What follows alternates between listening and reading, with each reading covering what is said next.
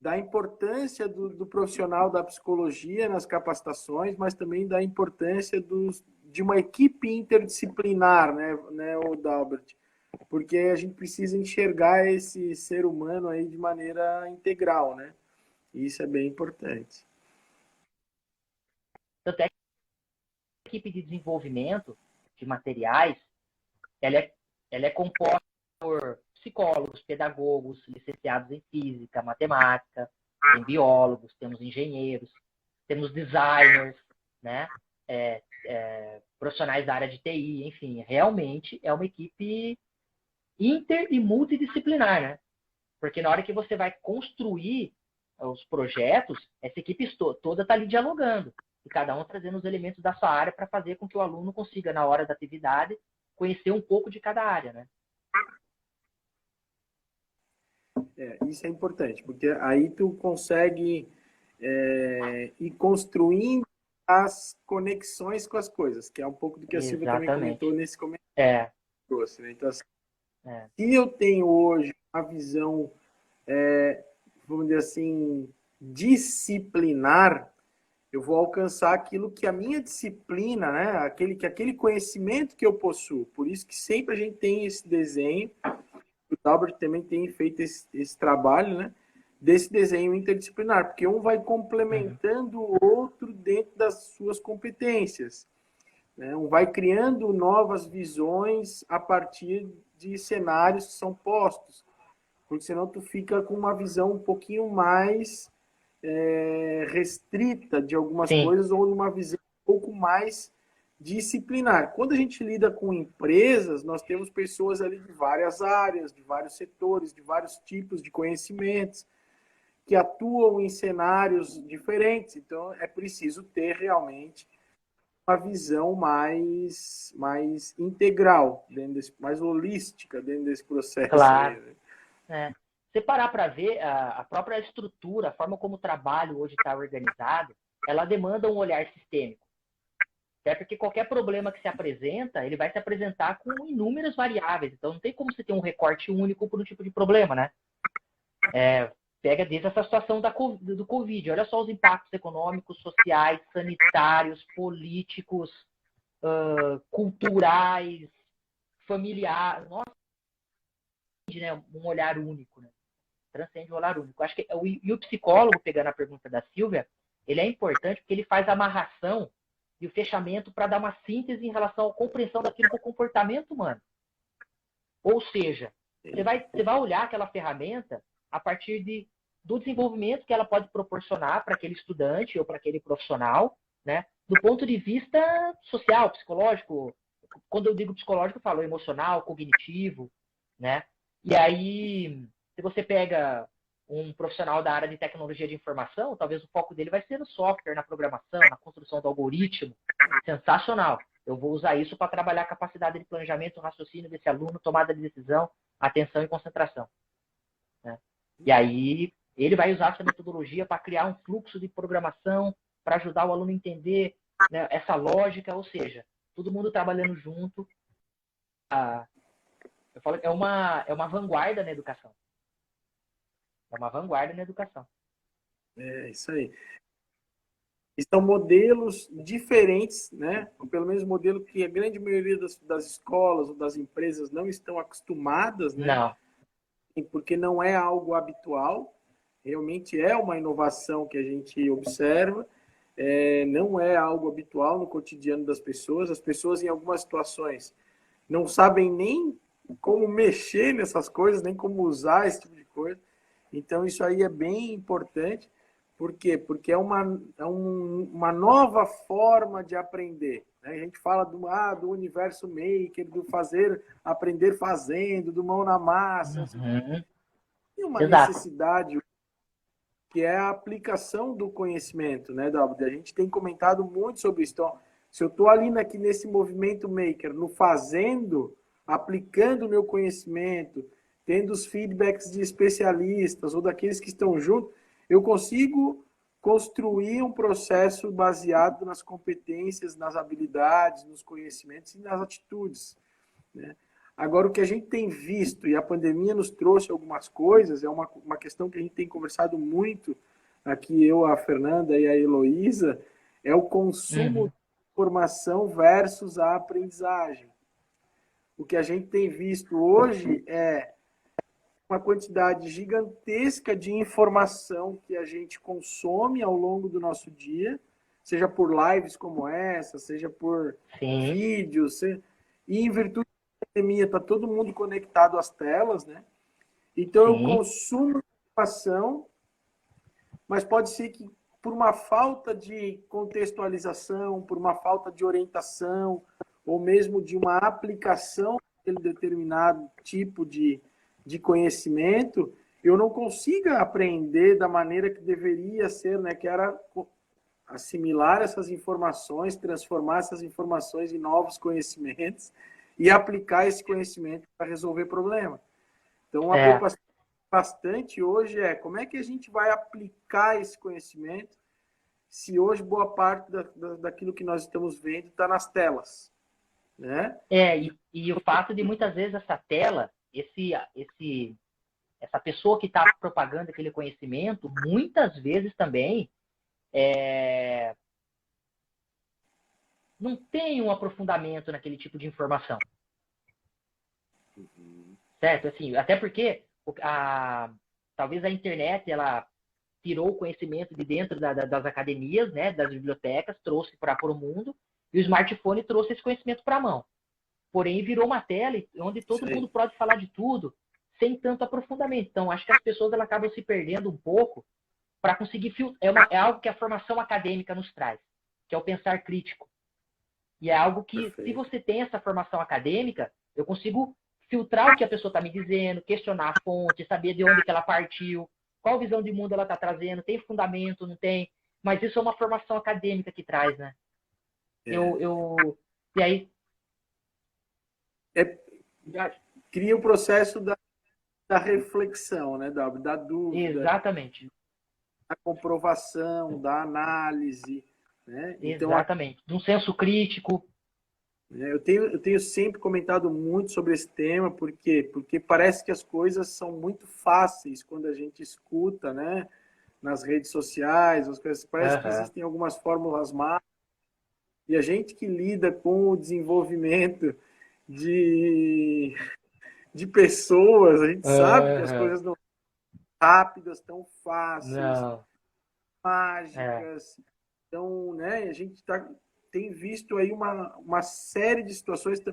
Um dos motivos que eu criei o canal do Desconectados lá no YouTube, e a pergunta é: está conectado ou está desconectado? Porque às vezes eu comento aqui na Sapiens, eu comento, meu Deus, esse povo está desconectado?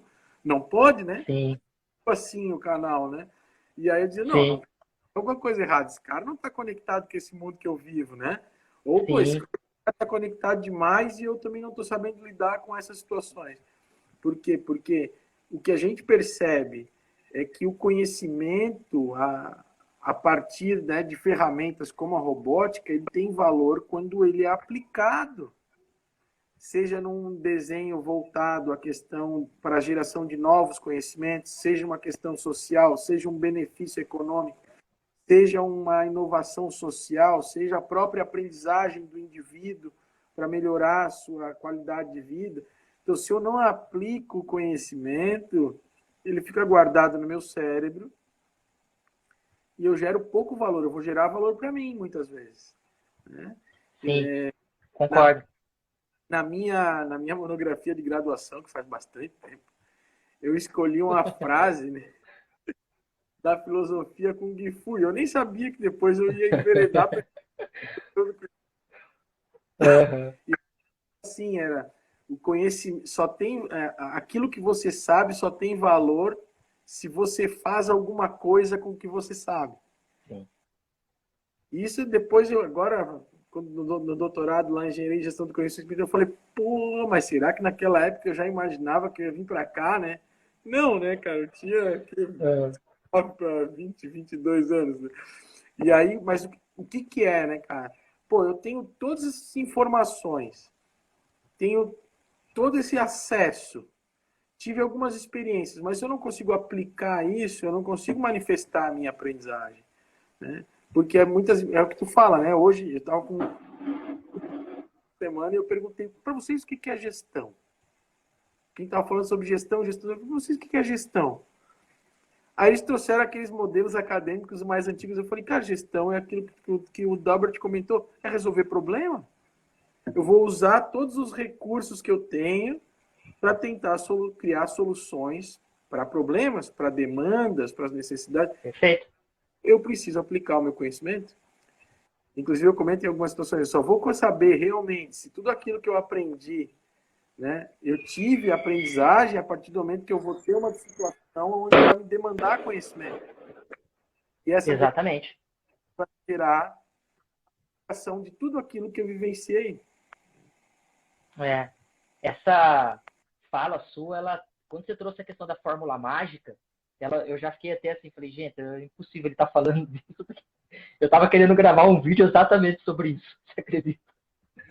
Porque, de fato, talvez essa popularização da informação, e também uma necessidade de mercado, né? Porque como as pessoas hoje, e a internet traz muito isso, a digitalização, né? O ambiente digital traz isso, desse imediatismo, da rapidez das coisas, cada vez mais a gente demanda por respostas rápidas, produtos prontos, soluções imediatas, que nos isentem de passar por qualquer tipo de dificuldade e dor.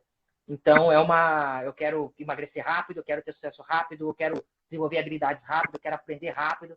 O filme Matrix mostrava muito isso. Você lembra quando o Neo injetava o conhecimento na cabeça dele? É o que todo mundo quer, na verdade. Só que não acontece. Não acontece, assim. Partindo do desenvolvimento humano, se a gente pensar alguns comportamentos, eles levam anos para a gente modificar. Por quê? Porque não é uma troca de crença, né? Como a gente diz, né? Troca crença limitante. Falei, cara, não é um computador. É uma experiência que você viveu. Você viveu uma experiência. E você deu um sentido. Ela tem um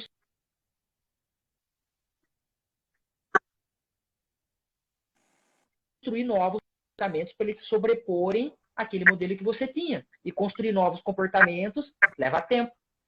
Leva tempo. Né? Ter resultado leva tempo. E aí essa cultura que nós vivemos, ela acaba sendo não propícia para o empreendedorismo também. Porque também criou-se uma aura mágica do empreendedor, né? Que vai tirar uma solução rápida, vai ter sucesso momentâneo, o cara é o guerreiro, desbravador que vai criar uma solução para mover o mundo. E muitas vezes o trabalho é ser sozinho na sua casa, lendo, estudando, pesquisando, né? Se acordando cedo, enfrentando coisas o dia todo, trabalhando 12, 14 horas, com negativa atrás de negativa. Então, que é um lado que a gente não vê, por quê? Porque ele não é vendável. Ninguém quer comprar a dificuldade, né? Ninguém quer comprar a dificuldade. E talvez, assim, isso é uma das coisas que eu gosto na robótica, talvez para aula, porque eu ajudo o aluno a desaprender isso. Porque ele tem que pacientemente construir passo a passo. É tantas peças, é essa peça, não é outra, é tantas dessa, não é tantas da outra. Encaixa dessa forma, não encaixa do outro jeito. Só depois que você fizer tudo isso, você vai para o passo 2. E só depois que você fizer 15 vezes isso, o robô está pronto. Entende? Desaprender a impaciência para aprender a ser paciente, consistente de novo. Até porque eu tenho sempre comentado muito que eu só reconheço aquilo que eu conheço, né, Dalbert?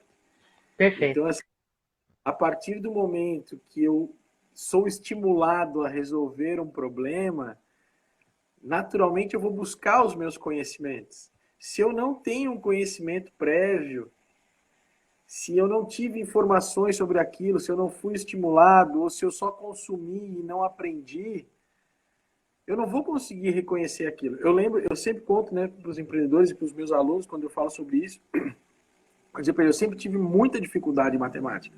Muita, até depois de velho. Né? Mas por quê? Porque os meus conhecimentos básicos de matemática eram muito ruins. Então eu não conseguia criar uma equação, eu não conseguia resolver uma coisa mais complexa, porque eu não tinha conhecimentos antigos, que me davam base para esse novo processo. Né? Então, eu tinha uma demanda, eu olhava para aquela demanda e dizia, pai, agora não tenho o que fazer. Né? Então, eu só vou reconhecer aquilo que eu conheci.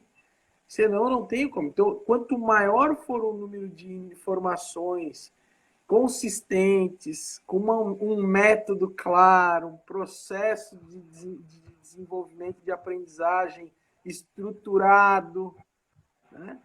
Eu não posso achar que eu vou pegar um violão e vou assistir X aulas e vou sair tocando violão como alguém que exercita isso continuamente. Né? Eu costumo Exatamente. que o desenho de um atleta, né?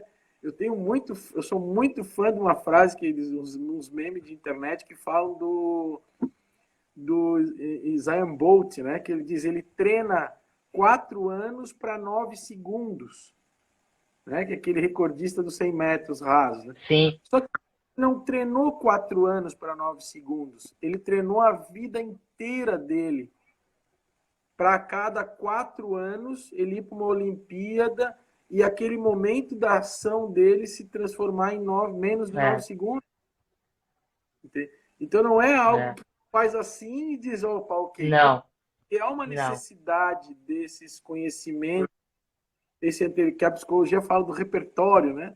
Desse Sim, exatamente. repertório, porque é o repertório que vai te dar bagagem suficiente para que tu possas identificar as coisas, buscar os teus conhecimentos e entender como que tu vai lidar com determinada situação. É. E quanto maior o teu repertório, maior as suas habilidades e mais problemas você consegue